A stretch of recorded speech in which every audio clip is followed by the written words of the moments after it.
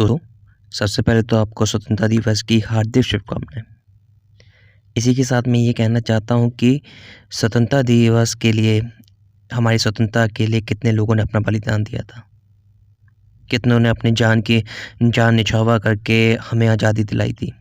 लेकिन उनका मकसद क्या था? उनका मकसद ये नहीं था कि अंग्रेज़ छोड़ के चले जाएँ। अंग्रेज़ छोड़ के चले जाएँ और हम अपनी तरह से अपना शासन करें। बल्कि उनका शासन ये था कि उनका विचार ये थे कि हर एक इंसान को अपना मूल्य मिलना चाहिए। हर एक इंसान को अपनी आज़ादी मिलनी चाहिए। चाहे कोई भी हो, चाहे वो अमीर हो, चाहे वो गरीब हो, चाहे किसी भी परिस्थिति का इंसान हो, उसको अपना जो अधिकार है, भारत में रहने का अधिकार है, जितने उसके अधिकार मिलने चाहिए, वो हर एक चीज़ फुलफ़िल होनी चाहिए। जैसा कि हमारे पूर्व राष्ट्रपति एपीजे अब्दुल कलाम का भी लक्ष्य था ये कि हर एक को अपने जो मूल्य हैं, यानी कि अपने जो अधिकार हैं, वो हर तरह से हर चीज़ को मिलना चाहिए। सस्टेनेबल डेवलपमेंट सबका होना चाहिए। यानी कि जो मुख्य धारा है, उससे सबको जोड़ना चाहिए। लेकिन क्या ऐसा हो पा रहा है? देखिए, हम जैसे आज़ाद हुए हमें अभी 75 साल हो गए। क्या अभी भी हर एक इंसान अपने अधिकार को उठा पा रहा है? हर अपने अधिकार के लिए बोल पा रहा है? कहीं-कहीं तो जो आज के टाइम पे सक्षम हैं, जो आज के टाइम पे अपने एजुकेशन को जानते हैं, अपने फंडामेंटल राइट्स को जानते हैं, ठीक है? वो लोग तो अपने अधिकारों के लिए चाहे सोशल मीडिया हो, चाहे कहीं भी हो, अपने अधिकारों को उठाकर जो शोषण हो रहा था उसको कम से कम कर रहे हैं। लेकिन जो लोग नहीं जानते, क्या हमें उनमें जागरूकता नहीं फैलानी चाहिए कि आपके अधिकार हैं? हाँ, भारत का संविधान जो कि सब लोगों को मतलब हम लोगों को अन्य देशों से अलग करता है। भारत जैसी आज़ादी आपको कहीं मिल सकती है, जहाँ पर आप किसी के लिए भी कुछ भी बोल सकते हैं, अपने विचार रख सकते हैं, ठीक है?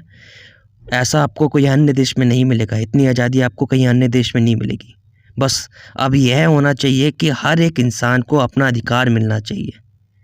अपने अधिकार अगर ना मिले तो वह आगे आके बोल सके, किसी का भी शोषण ना हो। क्योंकि अभी जो दूर-दराज के इलाके हैं, ठीक है?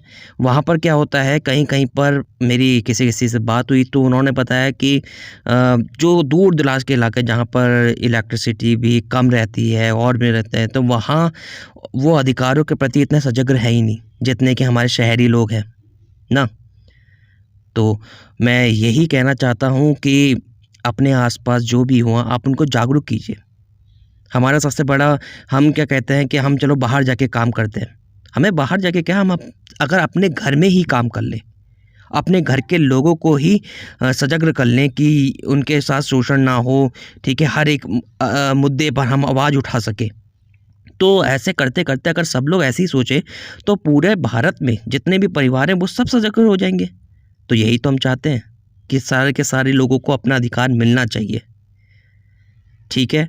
और साथ ही साथ क्या है अन्य मुद्दों में इसी के साथ मैं एक और कहना चाहता हूँ कि इलेक्ट्रिसिटी देखिए इलेक्ट्रिसिटी को सेव करना जैसे कि बिजली में अगर आपके घर में पंखे चल रहे हैं तो पंखों में से अगर आप यूज़ नहीं कर रहे हैं तो उसको ऑफ़ कर दीजिए।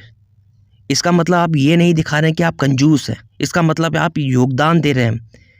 इलेक्ट्रिसिटी हमारे पास तो है लेकिन कई-कई ऐसी जगह हैं जहाँ पर इलेक्ट्रिसिटी पहुँच ही नहीं पा रही है।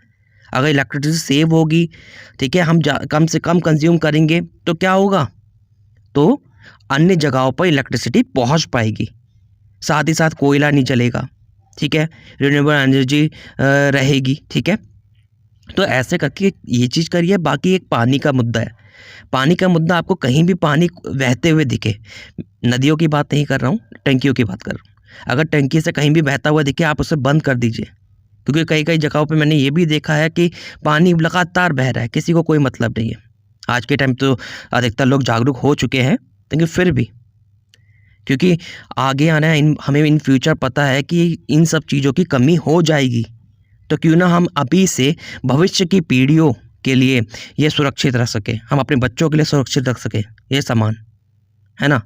तो इसलिए बस मैं यही कहना चाहता हूँ कि स्वतंत्रता दिवस के रूप में कि हमें हर एक मुद्दे में स्वतंत्र होना है। हमें अपने अधिकारों के लिए भी बोलना है, हमें अपने शोषण के विरुद्ध भी आवाज़ उठानी है और अन्यों के विरुद्ध भी। ठीक है? बाकी आपको फिर से स्वतंत्रता दिवस की हार्दिक शुभकामनाएँ। Thank you.